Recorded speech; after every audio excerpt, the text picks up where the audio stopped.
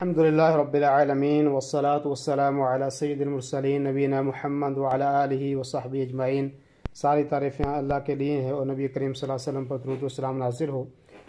جیسے کہ آپ جانتے ہیں کہ امام نووی رحمہ اللہ کی کتاب الاربعین جو 40 احادیث کا مجموعہ ہے، اس کی ہم مختصر جو ہے وہ شرح کر رہے ہیں۔ تو جیسے آپ کو پتہ ہی ہے کہ آج ہمارا یہ تیسرا درس ہے، یعنی تیسری حدیث ہے۔ درس تو چوتھا ہے لیکن حدیث جو ہے وہ تیسری ہے، اور اس سے پہلے ہم نے نیت کے سلسلے میں، پھر مراتب دین، اور آج جو ہے وہ ارکان اسلام کے تعلق سے یہ حدیث ہے۔ حدیث پڑھتے ہیں اور اس کے بعد اس کا مختصر ترجمہ اور پھر اس کی جو تشریح ہے وہ آپ کے سامنے میں رکھتا ہوں۔ حدیث اس طرح سے ہے: عن ابی عبد الرحمن عبد اللہ بن عمر بن الخطاب رضی اللہ عنہما قال سمعت النبی صلی اللہ علیہ وسلم یقول۔ ابو عبد الرحمن عبد اللہ ابن عمر بن الخطاب رضی اللہ عنہما روایت کرتے ہیں، فرماتے ہیں کہ میں نے نبی کریم صلی اللہ علیہ وسلم کو فرماتے ہوئے سنا کہ بنی الاسلام علی خمس، کہ اسلام کی بنیاد 5 چیزوں کے اوپر ہے۔ کیا ہیں وہ 5 چیزیں؟ پہلی چیز شہادت اللہ الہ الا اللہ وان محمدا رسول اللہ، کہ اس بات کی گواہی دینا کہ اللہ کے سوا کوئی سچا معبود نہیں اور محمد صلی اللہ علیہ وسلم اللہ کے رسول ہیں۔ یہ پہلی بات۔ دوسری بات کیا ہے؟ وَإِقَامِ الصَّلَاةِ، اور نماز کو قائم کرنا،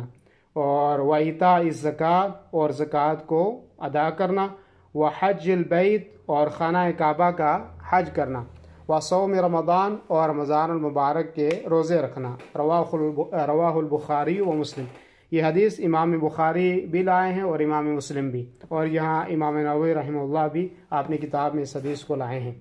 اب اس حدیث کے مختصر جو فوائد ہیں اس کی طرف آتے ہیں۔ پہلی بات تو یہ کہ اس حدیث کے اندر جو ہے وہ اسلام کے 5 ارکان کو بیان کیا گیا ہے، اور اسلام کا جو پہلا رکن ہے وہ شہادتین ہے، اور اس کا مطلب یہ ہے کہ اس بات کی گواہی دینا کہ اللہ رب العالمین کے سوا کوئی معبود برحق نہیں ہے، اللہ ہی معبود برحق ہے، اسی ہی کی عبادت کی جائے گی اور اسی کی بندگی کی جائے گی، اور محمد صلی اللہ علیہ وسلم اللہ رب العالمین کے آخری رسول ہیں۔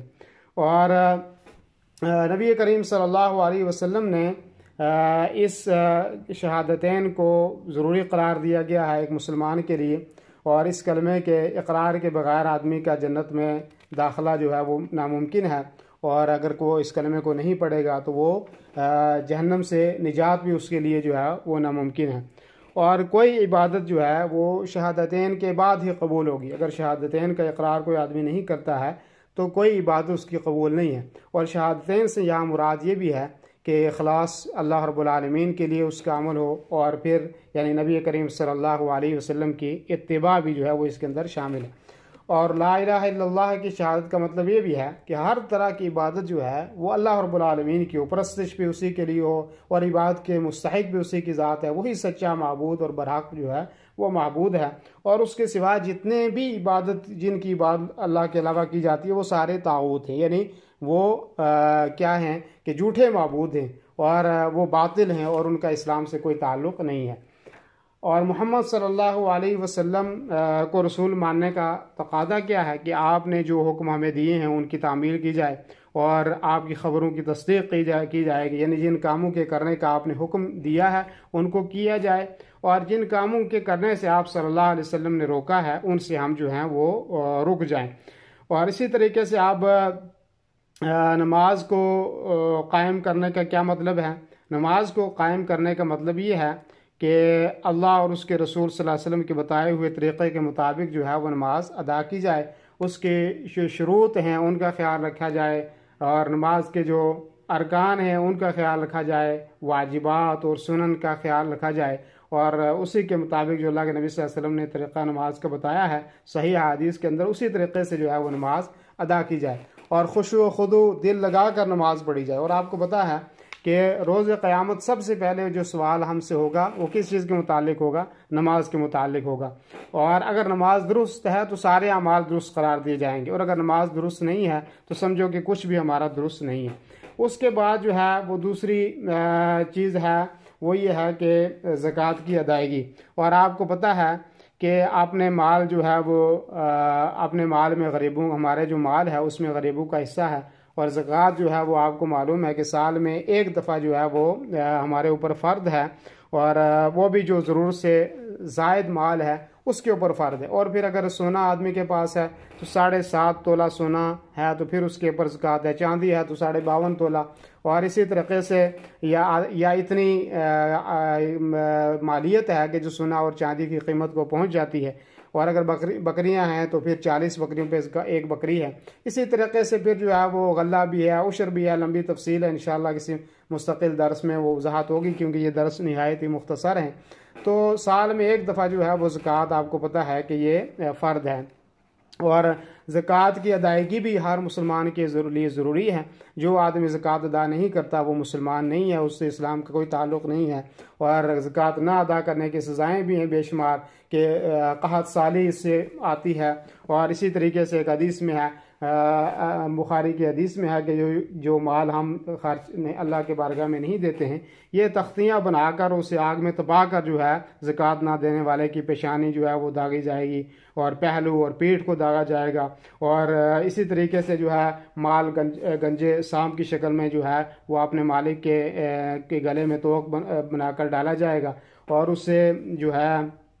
سخت جو ہے وہ سزا دی جائے گی۔ بخاری شریف کی حدیث کا مفہوم میں آپ کے سامنے رکھا ہے۔ اور اس کے بعد جو ہے حج جو ہے اللہ تعالیٰ نے ہمارے اوپر فرض کیا ہے، اور آپ کو پتہ ہے کہ حج کا مطلب یہ ہے کہ اللہ کی عبادت کی غرض سے آدمی جو ہے وہ حج کے مہینوں میں مکہ مکرمہ کا رخ کرے، اور طواف کعبہ کرے، صفا اور مروہ کے درمیان سعی کرے، پھر وقوف عرفہ کرے، اور پھر مزدلفہ ہے، اور پھر مینا میں شب گزاری کرے، اور جمرات میں جو ہے وہ رمی کرے، اور پھر حلق اور تقصیر ہے۔ یہ تمام عبادتیں حج کے اندر آتی ہیں، اور حج جو ہے آپ کو پتہ ہے کہ یہ زندگی میں صرف ایک مرتبہ آدمی کے اوپر جو ہے وہ فرض ہے، اور حدیث کے اندر یہ بھی ہے کہ اگر کوئی آدمی جو ہے وہ صحیح طریقے سے حج کرتا ہے، جیسے اللہ کے نبی کریم صلی اللہ علیہ وسلم نے ہمیں حج کرنے کا طریقہ بتایا ہے، تو ایسا آدمی کے گناہ اس طریقے سے معاف کر دیے جاتے ہیں کہ جیسے کہ وہ آج یہ اپنی ماں کے پیٹ سے جیسے اس کا جنم ہوا ہے۔ پھر اس کے بعد رمضان کے روزے ہمیں رکھنے کے لیے کہا گیا ہے، اور آپ کو پتہ ہے کہ رمضان کے روزے سال میں جو ہے ایک دفعہ آتے ہیں، اور ایک مہینے کے روزے ہیں، اور جو ہے وہ